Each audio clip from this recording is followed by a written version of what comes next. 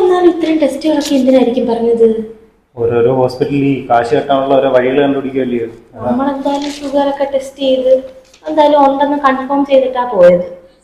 പിന്നെ ഇത്രയും ടെസ്റ്റുകൾ പറയേണ്ട കാര്യമില്ലല്ലോ. എല്ലാവരും ഇത് തന്നെയല്ലേ, കാശ് കെട്ടണം, കാശ് ഉണ്ടാക്കണം. 3 മാസം കൂടുമ്പോൾ നമ്മൾ ഷുഗർ ടെസ്റ്റ് ചെയ്ത് നോക്കണം, ആഹാരത്തിന് മുന്നേ നോക്കണം, കഴിഞ്ഞിട്ട് നോക്കണം. പറ്റിപ്പായിരിക്കുമല്ലോ ഇത്രയും ടെസ്റ്റുകളൊക്കെ. എല്ലാ ഹോസ്പിറ്റലിലും ചെല്ലുമ്പോൾ ഇതേ കണക്ക് തന്നെ, ചിലപ്പം പറ്റിപ്പായിരിക്കും. ഇവിടെ ഇനി കാണിക്കുമ്പോൾ ഇവിടുത്തെ ഡോക്ടറിനെ എന്തൊക്കെയാണോ എന്തോ പറയുന്നത്. എന്തായാലും ഈ ഘട്ടം ഞാൻ ഡോക്ടറെ അടുത്ത് കയറി പറയും, ഡോക്ടറെ കാശിയുള്ള കാര്യമാണ്, എല്ലാം 3 മാസമൊന്നും പറ്റത്തില്ല, ഇത്ര ടെസ്റ്റും പറ്റത്തില്ല. അതുപോലെ നമുക്ക് ഇനിയിപ്പോൾ ഉടനെ തിരിച്ചു പോകണ്ടേ? പിന്നെ ഇനി ടെസ്റ്റ് ചെയ്തുകൊണ്ടിരുന്നാലോ? എന്ത് പറ്റി പറഞ്ഞോളൂ. ഡോക്ടറെ, ഞാൻ ഗൾഫിൽ നിന്ന് വന്നത്, അവിടെ വെച്ച് ഷുഗർ ആയതിനു ശേഷം ഞാൻ ഇങ്ങോട്ട് വന്നു.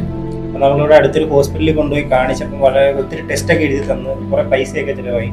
നമുക്ക് വീട്ടിലാണെങ്കിൽ ഈ മറ്റേ ചെക്ക് ചെയ്യാനുള്ള മീറ്റർ ഇരിപ്പുണ്ട്, നമ്മളത് ചെക്ക് ചെയ്യുന്നുണ്ട്.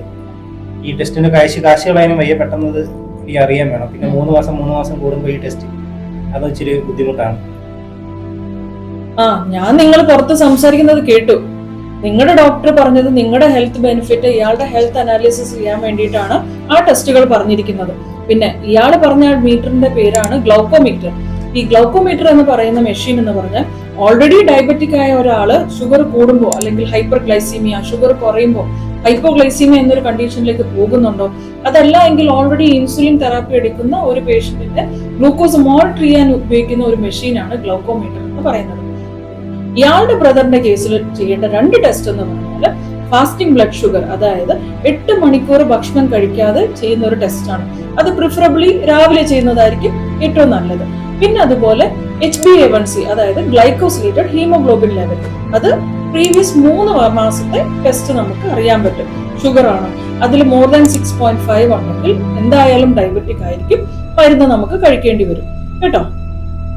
ഇപ്പൊ മനസ്സിലായോ? എന്നാ പിന്നെ ഞങ്ങൾ ലാബിൽ പോയിട്ട് ഓക്കേ.